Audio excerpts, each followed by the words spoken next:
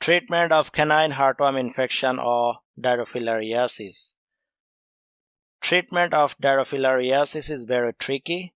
Before treatment, physical examination of the dog, including the function of heart, liver, kidney, and lungs, must be assessed, because this will ultimately affect the prognosis of the disease.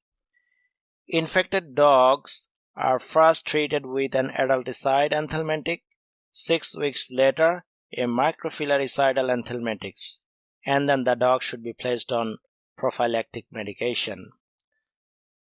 The most common adulticide used in canine heartworm infection is melarsomine and thiacetosamide.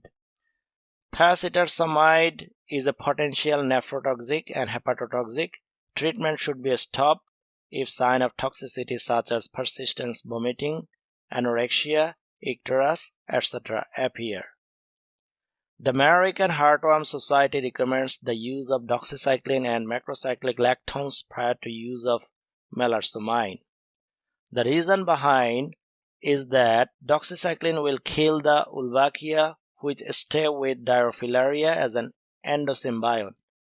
The macrocyclic lactones will kill the immature microfilariae in the circulation.